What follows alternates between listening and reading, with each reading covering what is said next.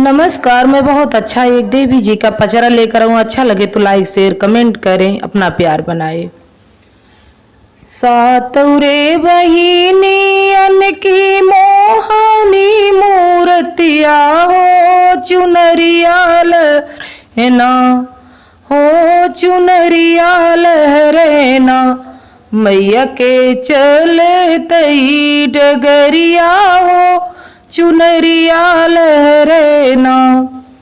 सात हो बहिनी अन की मोहनी मूर्तिया हो चुनरिया लहरेना, हो चुनरिया लहरेना, मैया के चलते डगरिया हो चुनरिया लहरेना, मैया के चलते डगरिया हो चुनरिया लहरेना।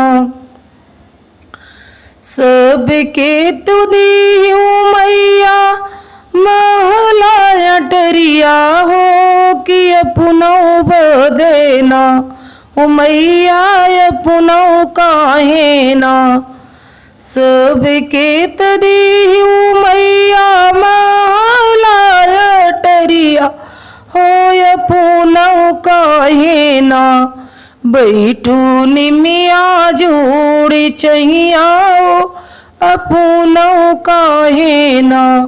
बैठू निमिया जोड़ी चहिया हो अपनो काहे ना।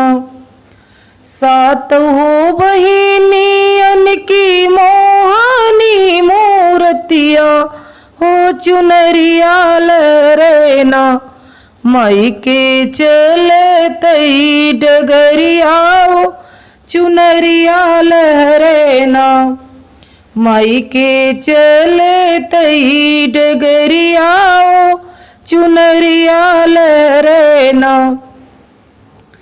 सबके तदी मैया धन सुनवाओ कि अपनो काहे ना, हे मैया अपनो काहे ना।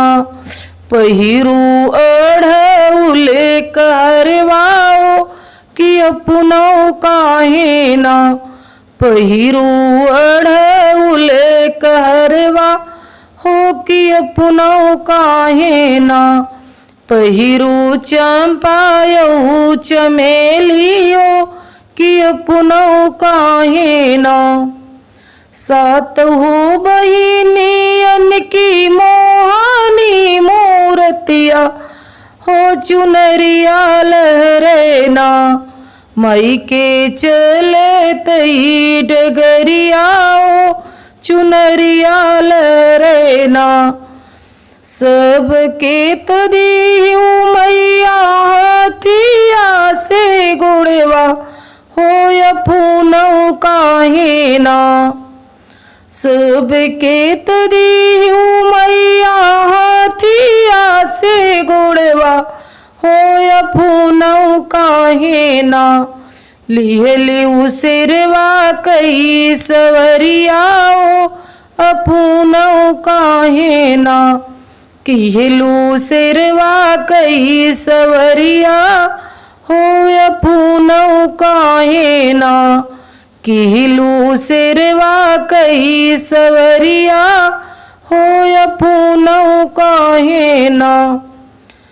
सतौरे बहिनी अन की मोहनी मूर्तिया हो चुनरिया लहरेना, हो चुनरिया लहरेना, मैया के चलते डगरिया हो चुनरिया लहरेना।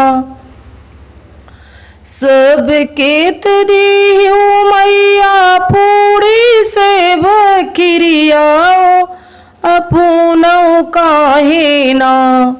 सबके तदी मैया पूरी से बकिरिया हो अपनो काहे ना।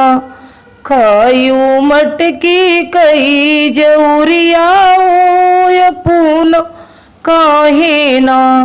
खाई मटकी कई जौरियाओ अपूनौ काहे ना। सात हो बहिनी अनकई मोहानी मूर्तियाओ चुनरिया लहरे ना।